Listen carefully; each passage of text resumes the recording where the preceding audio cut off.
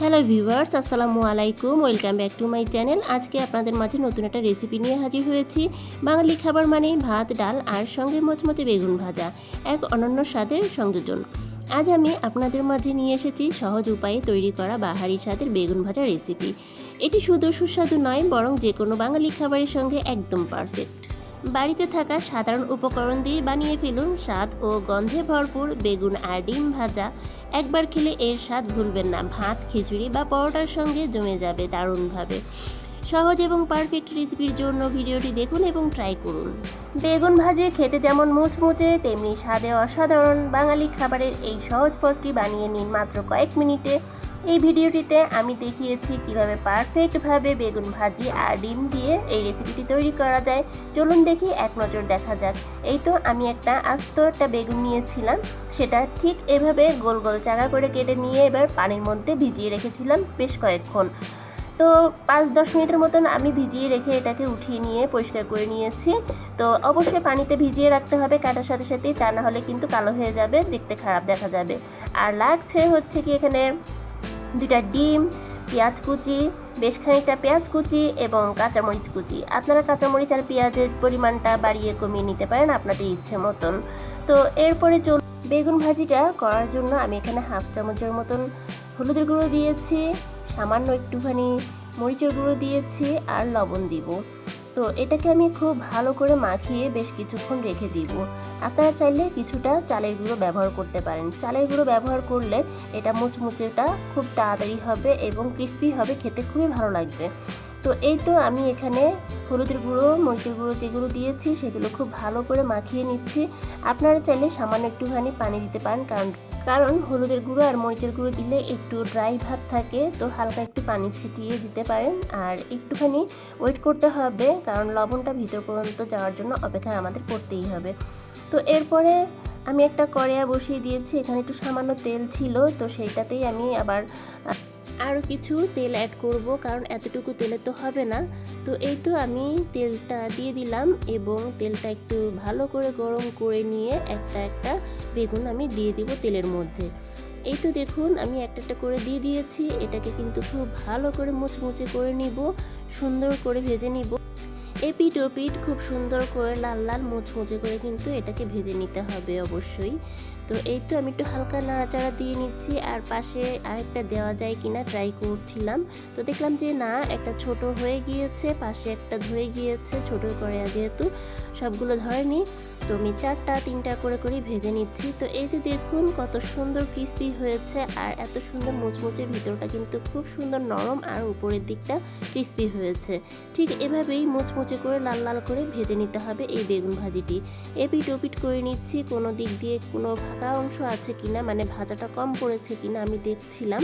তো এপিট ওপিট করে দেখে আমি আস্তে আস্তে সবগুলো একটা করে তুলে নেব। এই তো আমার বেগুন ভাজাটা হয়ে গিয়েছে। আমি সুন্দর করে তেলটাকে ঠিক এভাবে ঝরিয়ে নিয়ে প্লেটের মধ্যে সুন্দর করে নিয়ে নিব। এই তো আরও একটি নিয়ে নিচ্ছি, এটাও আমি এভাবে তেল ঝরিয়ে সুন্দর করে তুলে নিব। সবগুলো আমার ভাজা হয়ে গেলে আরও যেগুলো বাকি ছিল সেগুলো আমি সুন্দর করে দিয়ে দিব। এই যে শেষের যেটা ছিল সেটাও আমি ঠিক এভাবে তেল ঝরিয়ে সুন্দর করে তুলে নিলাম। দেখুন কতটা মচমচে হয়েছে, খুব সুন্দর হয়েছে। তারপর যে বাকিগুলো ছিল সেগুলো আমি দিয়ে দিয়েছি। এখানে আমার তেলটা খুব বেশি গরম হয়ে যাওয়াতে ধোয়া হয়েছে, ভয়ের কোনো কারণ নেই। তো বাকিগুলো আমি সুন্দর করে ক্রিস্পি করে কিন্তু এভাবেই ভেজে নিব। তো এই তো দেখুন আমার এপিট ওপিট করে দিয়েছি বেগুনগুলোকে, তো সুন্দর বেগুন ভাজা হয়ে গিয়েছে। এগুলো কিন্তু ঠিক এভাবেই মচমচে করে আমি ভাজি করে নিয়েছি। এই তো আমি এখন আবারও সেই তেলটাকে ঝরিয়ে নিয়ে সুন্দর করে, তেলটাকে অবশ্যই একটুখানি ঝরিয়ে নিতে হবে, তেলটাকে ঝরিয়ে নিয়ে আমি সবগুলোকে তুলে দিব। এই তো আমার তোলা হয়ে গিয়েছে। তারপর যে 2টি ডিম দেখিয়েছিলাম সেই 2টো ডিমের মধ্যে একটা ডিম কিন্তু এভাবে একটা পিরিচের মধ্যে ফাটিয়ে নিয়ে তারপর আমি তেলের মধ্যে দিয়ে দিয়েছি। এখানে আমি লবণ দিয়েছি এবং গোলমরিচের গুঁড়া ব্যবহার করেছি। এই গোলমরিচের জন্য কিন্তু খেতে অসাধারণ লাগে। তো এরপরে আমি ডিম হাফটাকে উল্টিয়ে পাল্টিয়ে সুন্দর করে শক্ত করে ভাজি করে নিব। তো এই তো আমার এটা কিন্তু ভাজি হয়ে গিয়েছে। আমি এটাকেও এখন সুন্দর করে তেল ঝরিয়ে উঠিয়ে নেব। এই তো আমার তেল ঝরানো হয়ে গিয়েছে। আমি সুন্দর করে আবার সেই প্লেটে নিয়ে নিচ্ছি।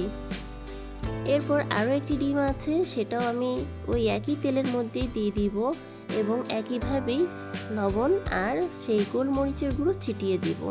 গোলমরিচ দিলে আসলেই কিন্তু খুবই মজার লাগে, একবার এই রেসিপিটি ট্রাই করে দেখতে পারেন। তো এবার এটাকেও কিন্তু উল্টিয়ে দিব আর শক্ত শক্ত করে ভেজে নিব। এই তো আমি উল্টিয়ে দিয়েছি, এটাকে একটু শক্ত করে ভাজার জন্য আমি একটু ওয়েট করেছি। তারপর এটাও আমি সুন্দর করে তুলে নিব প্লেটের মধ্যে। এই তো সুন্দর করে প্লেটের মধ্যে নেওয়া হয়ে গিয়েছে। এখন যে তেল ছিল সেটার মধ্যেই আমি এখানে পেঁয়াজ কুচি আর কাঁচামরিচ কুচি দিয়ে দিলাম। এর মধ্যে সামান্য একটু লবণ, একটু হলুদ, একটু মরিচের গুঁড়ো দিয়ে সুন্দর করে কিন্তু ক্রিস্পি করে ভাজবো। খুব সুন্দর করে এটাকে ভাজবো, ব্রাউন কালার না আসা পর্যন্ত এটাকে আমি ভাজতেই থাকবো।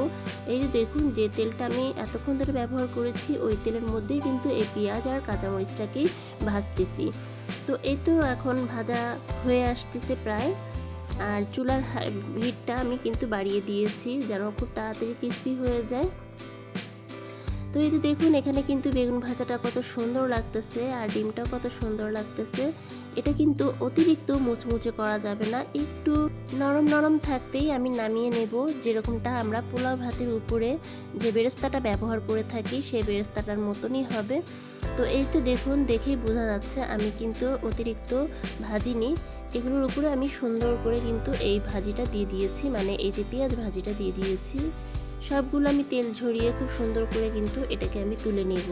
এই রেসিপিতে আমি দেখিয়েছি কিভাবে সহজ কিছু উপকরণ দিয়ে বেগুন আর ডিম ফ্রাই তৈরি করা যায়, যা খেতে হবে একদম মুচমুচে। এই তো সুন্দর আমার রেসিপি হয়ে গিয়েছে। এই তো দেখুন, বেগুন আর ডিম ভাজা। এত সুন্দর একটা রেসিপি আপনারা যে কোনো জিনিসের সাথে কিন্তু সার্ভ করতে পারেন। রুটি, পোলাও, খিচুড়ি, বিরিয়ানির সাথে আপনার এটা পারফেক্ট মানাবে। আপনার খাবারের স্বাদ বাড়িয়ে নিতে চাইলে চটজলদি বানিয়ে ফেলুন মচমচে বেগুন আর ডিম ভাজা রেসিপিটি। মাত্র কয়েকটি উপকরণের তৈরি এই সহজ ডিম আর বেগুন ভাজা রেসিপিটি ট্রাই করুন। এটি ব্রেকফাস্ট, লাঞ্চ ও ডিনারের জন্য এক অসাধারণ পদ। রেসিপিটি কেমন লাগলো তা কমেন্টের মাধ্যমে জানাতে ভুলবেন না। তো এভাবেই শেষ হলো আমার আজকের রেসিপি। আশা করি আজকের রেসিপিটি আপনাদের কিছুটা হলেও ভালো লেগেছে। যদি ভালো লেগে থাকে তাহলে ভিডিওটিতে একটি লাইক দিবেন, আপনার মতামত কমেন্টে জানাবেন এবং যারা এখনও সাবস্ক্রাইব করেননি তারা অবশ্যই সাবস্ক্রাইব করে পাশে থাকা বেল আইকনটি অন করে রাখবেন। আজকের মতন বিদায় নিচ্ছি, আবার দেখা হবে নতুন কোনো রেসিপির সাথে। তো সবাই ভালো থাকবেন, সুস্থ থাকবেন, আমার জন্য দোয়া করবেন, আমার পাশে থাকবেন, আমাকে কিছুটা হলেও সাপোর্ট করবেন। আপনাদের সাপোর্ট ছাড়া আমি এক মুহূর্তও চলতে পারবো না। আজকের মতন বিদায় নিচ্ছি, আল্লাহ হাফেজ।